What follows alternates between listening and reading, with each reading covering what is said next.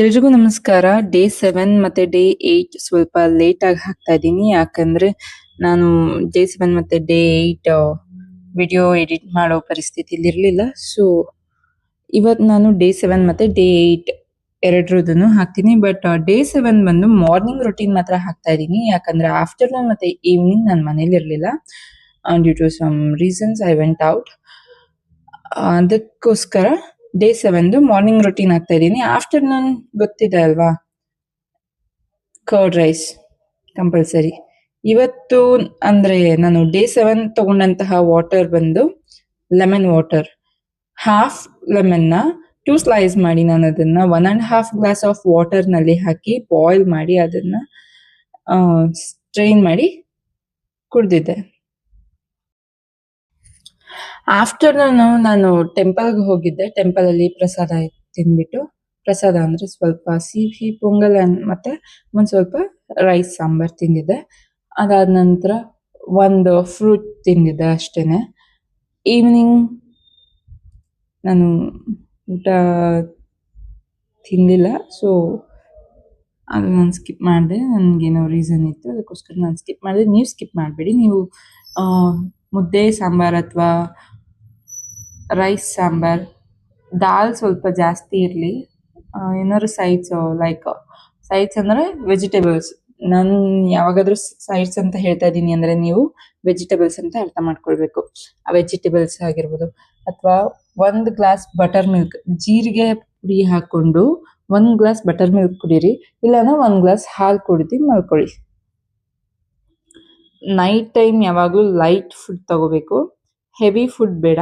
ಅದು ನಾನು 6 o'clock or 6:30ಗೆ dinner ಮುಗಿಸೋದ್ರಿಂದ ನಾನು ಸ್ವಲ್ಪ ರಾಗಿ ಬಾಲ್ ಅಥವಾ ರೈಸ್ ಐಟಮ್ ತಗೊಂಡು ನಡೆಯುತ್ತೆ. ನೀವೇನಾದ್ರೂ 10 o'clock 11 o'clock ಅಲ್ಲಿ ಊಟ ಮಾಡೋರಾದ್ರೆ ದಯವಿಟ್ಟು ಸ್ವಲ್ಪ ಅಲ್ಲ, ತುಂಬಾ ಲೈಟ್ ಫುಡ್ ನ ತಗೊಂಡ್ರೆ ತುಂಬಾ ಒಳ್ಳೇದು.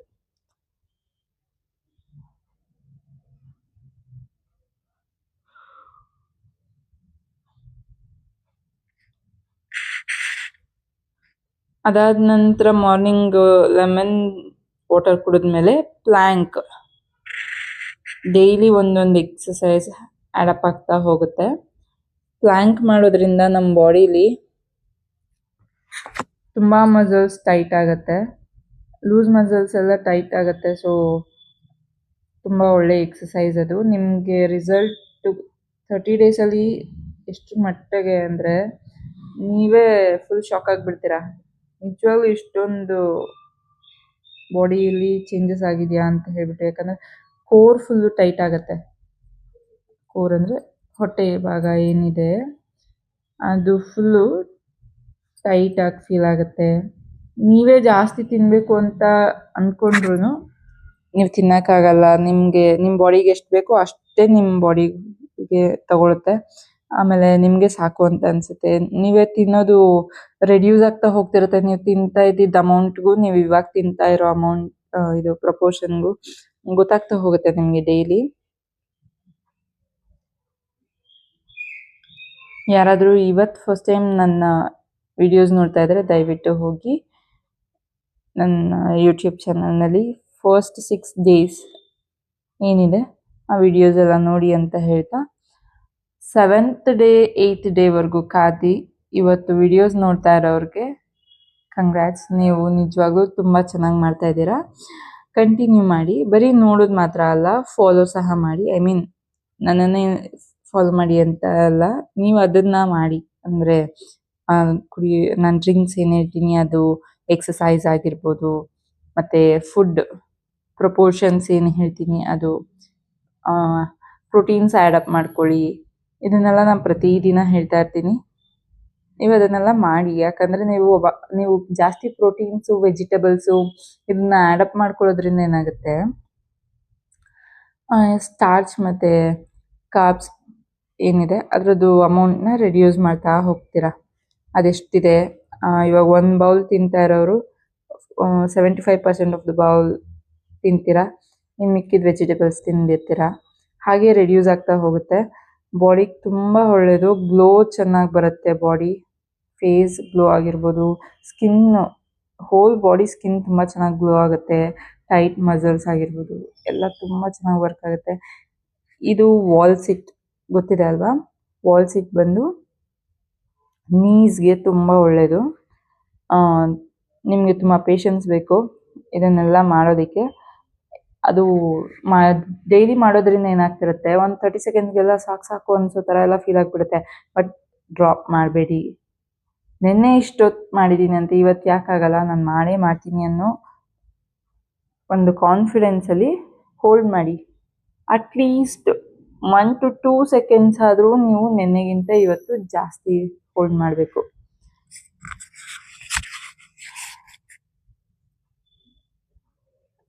ಇದು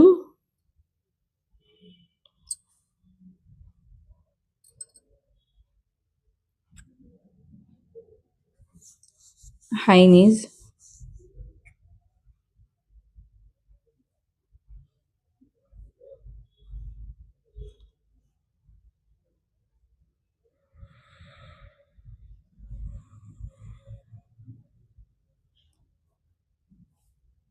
ಇದನ್ನ ನೀವು ಒಂದು 5 ಇನ್ಕ್ರೀಸ್ ಮಾಡ್ಕೊಂಡು ಹೋಗಿ. ನಾನು 10 ಇನ್ಕ್ರೀಸ್ ಮಾಡಿಬಿಟ್ಟಿದ್ದೀನಿ.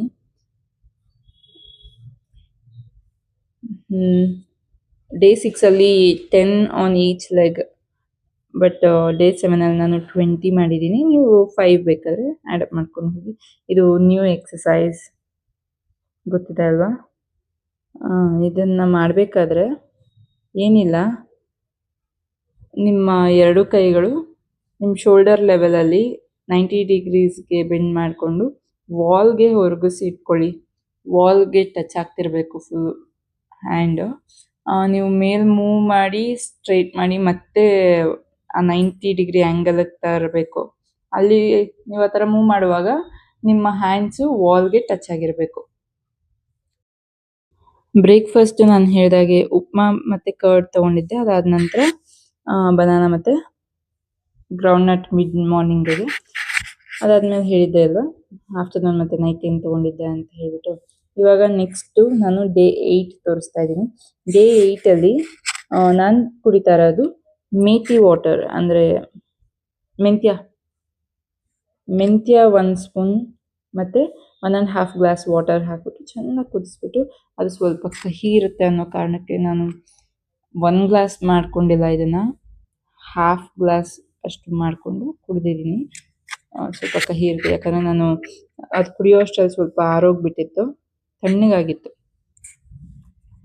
ಇವಾಗೇನು ಮೆಂತ್ಯ ಉಳಿದಿರುತ್ತೆ ಅದರೊಳಗೆ, ಅದನ್ನು ನಾವು ತಿನ್ನಬೇಕಾಗತ್ತೆ.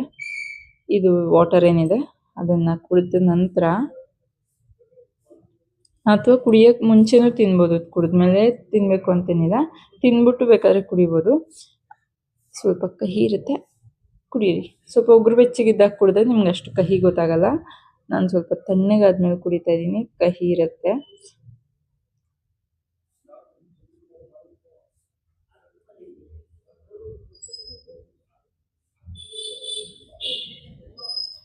ಮೆಂತ್ಯ ನೆನೆಸಿ ತಿನ್ನೋದ್ರಿಂದ ಹೇರ್ ಗ್ರೋತ್ಗೆ ತುಂಬ ಒಳ್ಳೆಯದು.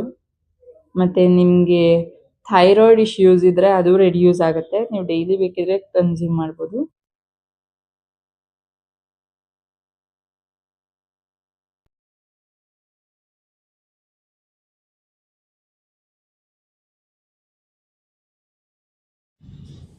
ಈ ಮೆಂತ್ಯ ಏನಿದೆ ಅದನ್ನು ಬಿಸಾಡಬೇಡಿ, ತಿನ್ನಿ. ಮೆಂತ್ಯ ತುಂಬ ಒಳ್ಳೆಯದು ಬಾಡಿಗೆ. ನಾನು ಅದನ್ನು ಕಂಪ್ಲೀಟಾಗಿ ತಿಂತೀನಿ, ನೀವು ತಿನ್ನಿ. ನಾನು ನಿಮಗೆ ಈಗಾಗಲೇ ಹೇಳಿರೋ ಹಾಗೆ ಮೆಂತ್ಯ ತುಂಬ ಒಳ್ಳೆಯದು, ಥೈರಾಯ್ಡ್ಗೆ ತುಂಬ ಒಳ್ಳೆಯದು, ಮತ್ತು ಹೇರ್ ಗ್ರೋತ್ಗೆ, ಹೇರ್ ಬ್ಲ್ಯಾಕ್ ಆಗೋದಕ್ಕಾಗಿರ್ಬೋದು, ಮತ್ತು ಶುಗರ್, ಡಯಾಬಿಟೀಸ್ ಇರೋರು ಡಯಾಬಿಟೀಸ್ ಕಂಟ್ರೋಲ್ ಆಗೋದಕ್ಕೆ ಇದನ್ನು ತಗೊಳ್ಬೋದು, ಏನಾಗಲ್ಲ. ಸ್ವಲ್ಪ ಕಹಿ ಇರುತ್ತೆ ಅಷ್ಟೇ.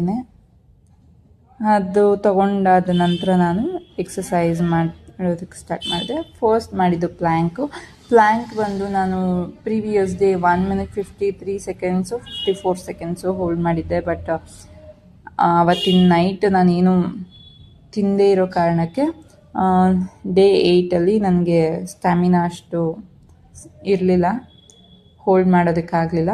1 minute 44 seconds ಏನೋ ಹೋಲ್ಡ್ ಮಾಡಿದ್ದೀನಿ.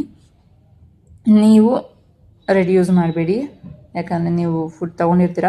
ನೀವು ಪ್ಲ್ಯಾಂಕ್ ಎಲ್ಲ ಮಾಡಬೇಕಾದ್ರೆ ಫುಲ್ಲು ನಿಮಗೆ ಬೇಡ ಸಾಕು ಆಗ್ತಲ್ಲ ನನಗೆ ಅಂತ ಎಷ್ಟು ಬೇಗ ಅನಿಸುತ್ತೆ ಅಂದರೆ ಒಂದು 30 ಸೆಕೆಂಡ್ಸ್ಗೆಲ್ಲ ಸಾಕು ಅನ್ನಿಸ್ಬಿಡುತ್ತೆ, ಇನ್ನಾಗಲ್ಲ ನನ್ನ ಕೈಯಲ್ಲಿ ಅಂತೆಲ್ಲ. ಬಟ್ ನೀವು ಅದನ್ನು ಆ ರೀತಿ ಬಿಡಬಾರ್ದು, ಹೋಲ್ಡ್ ಮಾಡಬೇಕಿಲ್ಲ ನನ್ನ ಕೈಯಲ್ಲಿ ಆಗುತ್ತೆ, ಒಂದು 30 ಸೆಕೆಂಡ್ಸ್ ಅಷ್ಟಕ್ಕೆ ನಾನು ಬಿಡಬಾರ್ದು. ನೆನ್ನೆ ಇಷ್ಟು ಹೊತ್ತು ಇಟ್ಕೊಂಡಿದ್ದೀನಿ, ಇವತ್ತು ಹೋಲ್ಡ್ ಮಾಡಲೇಬೇಕು ನಾನು ಅಂತ ಮೈಂಡ್ ಫಿಕ್ಸ್ ಮಾಡ್ಕೊಂಬಿಡಿ. ಫುಲ್ ಶಿವರ್ ಆಗುತ್ತೆ, ಫುಲ್ ಪೇಯ್ನ್ ಆದಂಗೆ ಆಗುತ್ತೆ, ಇದು ಆರ್ಮ್ಸ್ ಹಿಂದೆಗಡೆ ಫುಲ್ಲು ಪೇಯ್ನ್ ಆದಂಗೆ ಆಗುತ್ತೆ, ಬೈಸೆಪ್ಸ್ ಹಿಂದೆ, ಶೋಲ್ಡರ್ ಹತ್ರ ಅಲ್ಲೆಲ್ಲ ನಿಮಗೆ ಅದು ಫೀಲ್ ಆಗ್ತಾ ಇರುತ್ತೆ, ಒಂಥರ ಸುಸ್ತಾದಂಗೆ ಬಿಟ್ಬಿಡೋಣ ಅನ್ನೋ ಥರ. ಬಟ್ ಬಿಡಬೇಡಿ, ಹೋಲ್ಡ್ ಮಾಡಿ, ಕಂಪ್ಲೀಟಾಗಿ ಹೋಲ್ಡ್ ಮಾಡಿ. ಇನ್ನು ಆಗೋದೇ ಇಲ್ಲ ನನ್ನ ಕೈಯಲ್ಲಿ ಅನ್ನೋ ಮಟ್ಟಕ್ಕಾದರೆ ಅದಾಗದೇ ಬಾಡಿ ಅದಾಗದೇ ಕೆಳಗೆ ಹೋಗ್ತಿದೆ, ಆಗ್ತಿಲ್ಲ ಇನ್ನು ಹೋಲ್ಡ್ ಮಾಡೋದಕ್ಕೆ ಅನ್ನೋವಾಗ ಬಿಡಬೇಕು. ಅದು ಎಕ್ಸಾಕ್ಟ್ ನಿಮ್ಮ ಕೆಪ್ಯಾಸಿಟಿ ಹೋಲ್ಡ್ ಮಾಡೋದಕ್ಕೆ. ನೆಕ್ಸ್ಟು ಚೈಲ್ಡ್ ಪೋಸ್ ಮಾಡಿ ನಾನು ಹೋಗಿದ್ದು ವಾಲ್ ಸಿಟ್ ನಾನು 2 ಮಿನಿಟ್ಸ್ವರೆಗೂ ಕೂತಿರ್ತೀನಿ. ಅದು ತುಂಬ ಚೆನ್ನಾಗಿ ವರ್ಕ್ ಆಗೋ ಪಾರ್ಟ್ ಯಾವುದು ಅಂದರೆ ಲೋವರ್ ಥೈಸ್, ನಿಮ್ಮ ತೊಡೆಯ ಹಿಂಭಾಗ ಏನಿದೆ ಅಲ್ಲಿ ನಿಮಗೆ ಚೆನ್ನಾಗಿ ವರ್ಕ್ ಆಗುತ್ತೆ. ಲೂಸ್ ಮಸಲ್ಸ್ ಇರುತ್ತೆ, ಕೆಲವ್ರು ಹಿಂಗೆ ಕೂತಾಗ ನೀವೇ ಬೇಕಿದ್ರೆ ನೋಡ್ಕೊಳ್ಳಿ, ಥೈಸ್ ಮಸಲ್ಸು ಸುಮ್ಮನೆ ಹಿಂಗೆ ಏನಂತಾರೆ ಹ್ಯಾಂಗ್ ಆಗಿರೋ ಥರ, ಒಂಥರ ಏನೂ ಇಲ್ಲ, ಅದು ಫುಲ್ಲು ಬಟ್ಟೆ ಒಣಗಾಕ್ದಂಗೆ ಇರುತ್ತೆ, ಅದು ಆ ಥರ ಅಷ್ಟು ಲೂಸ್ ಮಸಲ್ಸ್ ಇರುತ್ತೆ. ಅವ್ರಿಗೆ ಇದು ತುಂಬ ಒಳ್ಳೆಯ ಎಕ್ಸಸೈಸ್, ತುಂಬ ಅಂದರೆ ತುಂಬ ಒಳ್ಳೆಯ ಎಕ್ಸಸೈಸ್. ಮತ್ತು ನೀ ಪೇಯ್ನ್ ಇರೋರಿಗೆ ತುಂಬ ಚೆನ್ನಾಗಿ ಪೇಯ್ನ್ ರಿಡ್ಯೂಸ್ ಆಗುತ್ತೆ. ಇದು ಮಾಡಬೇಕಾದ್ರೆ ಬೆನ್ನು ಸಂಪೂರ್ಣವಾಗಿ ವಾಲ್ಗೆ ಟಚ್ ಆಗಿರಬೇಕು. ಜ್ಞಾಪಕ ಇರಲಿ, ಹೊಟ್ಟೆಯ ಹಿಂಭಾಗ ಏನಿದೆ ಅದು ಕಂಪ್ಲೀಟಾಗಿ ಹಿಂಬದಿಗೆ ಟಚ್ ಆಗಿರಬೇಕು.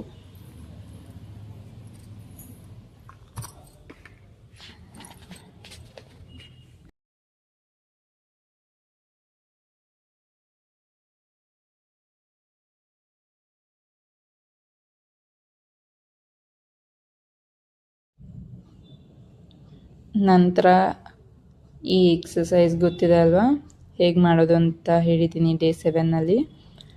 ಇದನ್ನು ಅಷ್ಟೇ, ಫಸ್ಟ್ ಡೇ 10 ಟೈಮ್ಸ್ ಮಾಡಿದರೆ, ಸೆಕೆಂಡ್ ಡೇ 15, ಥರ್ಡ್ ಡೇ 20, ಆ ರೀತಿ ಇನ್ಕ್ರೀಸ್ ಮಾಡ್ತಾ ಹೋಗಿ.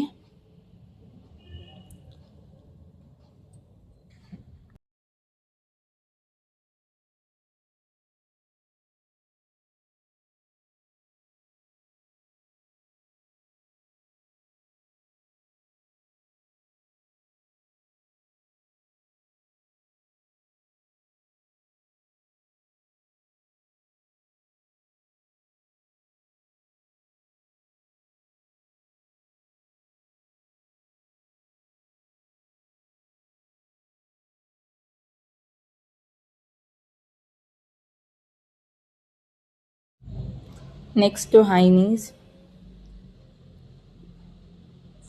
ಇದು 30 ಆನ್ ಈಚ್ ಲೆಗ್ ಮಾಡಿದ್ದೀನಿ. ಪ್ರೀವಿಯಸ್ ಡೇ ಅಂದರೆ 7th ಡೇ ಬಂದು ನಾನು 20 ಆನ್ ಈಚ್ ಲೆಗ್ ಮಾಡಿದ್ದೆ. 8th ಡೇಗೆ 30 ಆನ್ ಈಚ್ ಲೆಗ್ ಮಾಡ್ತಿದ್ದೀನಿ. ನೀವು ಬೇಕಿದ್ರೆ 5 ಮಾತ್ರ ಇನ್ಕ್ರೀಸ್ ಮಾಡ್ತಾ ಹೋಗ್ಬೋದು, 10 ಎಲ್ಲ ಬೇಡ ಅಂದರೆ.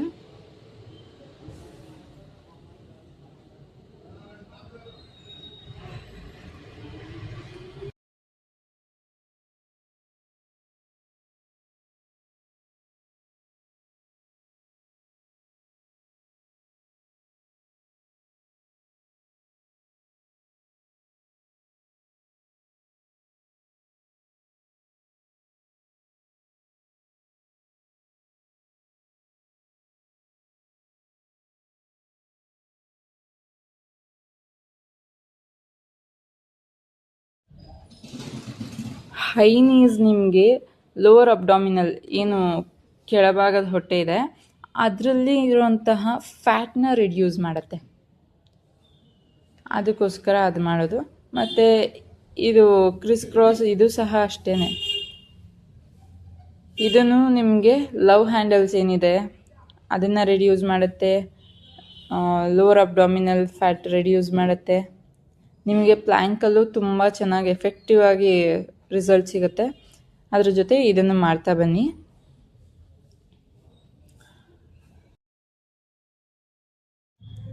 ಇದಾದ ನಂತರ ನನ್ನ ಬ್ರೇಕ್ಫಾಸ್ಟ್ ಬಂದು 2 slices of bread, 1 Fist groundnut, curd ಮತ್ತು ಆನಿಯನ್ ಮತ್ತು ಟೊಮ್ಯಾಟೊ. ಮಿಡ್ ಮಾರ್ನಿಂಗ್ ಬನಾನಾ ಮತ್ತು ಆಫ್ಟರ್ನೂನು ವೆಜಿಟೇಬಲ್ಸ್ ಸಾಂಬಾರು ಮತ್ತು ಒಂದು ಸ್ವಲ್ಪ ರೈಸ್. ಅದು ರೈಸ್ ಪ್ರಪೋರ್ಷನ್ ಸ್ವಲ್ಪ ತಟ್ಟೆಲಿ ಜಾಸ್ತಿ ಆಗಿಬಿಡ್ತು. ನಾನು ಅಷ್ಟು ತಿಂದಿಲ್ಲ. ನಾನು ಅದರಲ್ಲಿ 75% ಅಷ್ಟೇ ತಿಂದಿದ್ದು. ಸ್ವಲ್ಪ ಜಾಸ್ತಿ ಹಾಕ್ಕೊಂಡಿದ್ದೀನಿ, ಅಷ್ಟೇ ತಿನ್ನಬೇಡಿ. ಇದು ನೈಟ್. ಇದು